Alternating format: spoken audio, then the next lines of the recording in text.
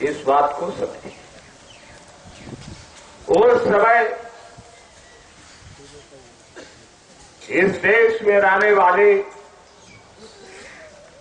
जो राजा और महाराजा थे, जो जमींदार थे, वो अंग्रेजों के साथ थे। और आज जो ये आवाज दी जा रही है कि आरबीआई की करेंसी जो है देश को आर्थिक दलदल में फंसा दिया है, इससे निकलना मुश्किल है, भारत को निकालने की जरूरत है। और ये आजाद हिंद सरकार जो जवाहर बाग में अपने समाधि को लगाई हुई है और ये समाधि के अंतरात्मा की जो आवाज चल रही है, इस पर न सीएम के कानों में जू रेंग रहा है, न प्रधानमंत्री के कान पर जू रेंग रहा है, न सीएम के कान पर जू रेंग रहा है। और जो यूनिवर्सिटी और कॉलेजों में बड़े बड़े जो विद्वान हैं और शास्त्री हैं, उनको तो मालूम देता है कि उनकी खोपड़ी को ही लकवा मार दिया, कहीं से कोई आवाज नहीं। और जितने भी हिंदुस्तान में कार्यालय हैं, जितने भी आईपीएस और आईएएस अधिकारी हैं, उनके यहां ये बात पहुंच गई है और लिखित रूप से उनसे पूछा जा रहा है, उनसे मांगा जा रहा है, लेकिन वो चुप बैठे हुए। आखिर कुछ तो बताएं। कोई ये नहीं कह रहा है कि हमको जानकारी है। इसकी जब किसी को जानकारी नहीं है तो ये आरबीआई की करेंसी, ये आईपीएस और आईएएस अधिकारी क्यों इससे लेन देन कर रहे हैं? इनको तो इसकी जानकारी जनता को बताना चाहिए कि नहीं बताना चाहिए है? और ये जो चुनाव हो रहा है, तो जो ये गांव में जनता है वो आरबीआई के करेंसी का वही रिकॉर्ड रखती है।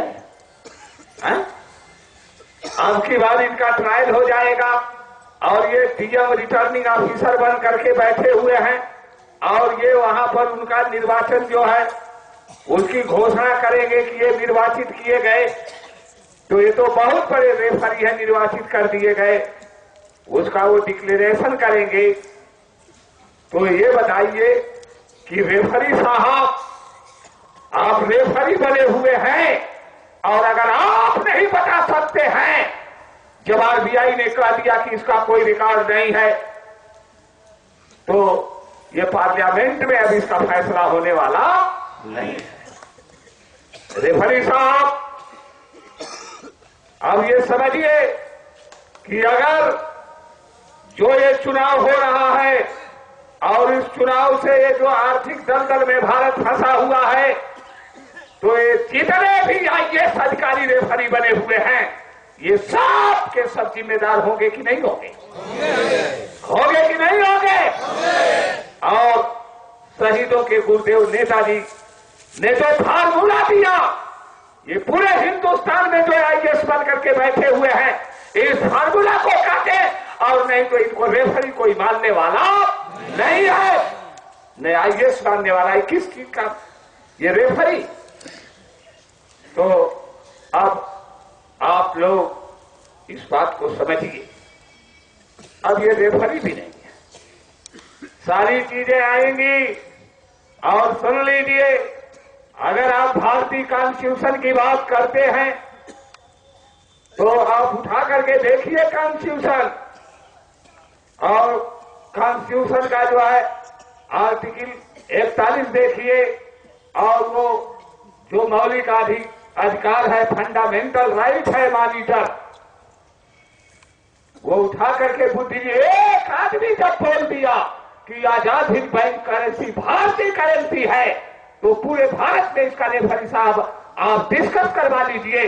और एक आदमी ने जब आरोप लगा दिया और यहां से जब ज्ञापन राष्ट्रपति के हाथ भेज दिया गया, तो इस चुनाव का कोई माने नहीं होता है, कोई इस चुनाव का माने नहीं है। पूरे अगर भारत के लोग इस बात को नहीं समझते हो, एक आदमी ने रख दिया, अगर वो तर्क से नहीं नहीं काटा जाएगा। और अगर भारत जो दलदल में फंसता जा रहा है, ये बहुमत ही अपराधी बन जाएगा। बनेगा कि नहीं बनेगा? इसका नाम ये कॉन्स्टिट्यूशन जो रखा हुआ है और इसका नाम लोकतंत्र होता है। लोकतंत्र का मतलब वोटों की गिनती नहीं होती है। लोकतंत्र का, डेमोक्रेसी का मतलब ज्ञानतंत्र, और भारत का कॉन्स्टिट्यूशन ज्ञानतंत्र है और वोटों की गिनती नहीं है। ये वोटों की गिनती और आदमी की गिनती बकवास हो गई है और अब ये बकवास चलने वाली नहीं। ये बकवास बंद करिए।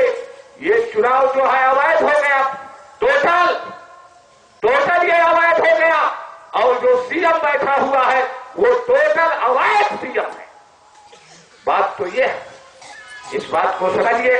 ये बात तो निर्वाचन आयोग को भी दे दी गई लिख करके कि ये अवैध चुनाव हो रहा है, असंवैधानिक चुनाव हो रहा है।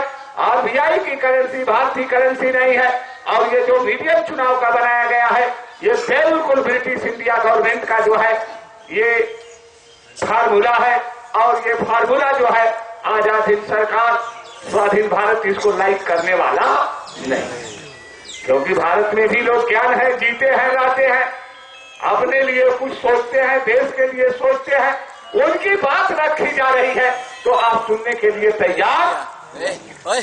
तो रेफरी महाराज ये सुन लीजिए, ये बेड़ी वाले बाबा कौन थे?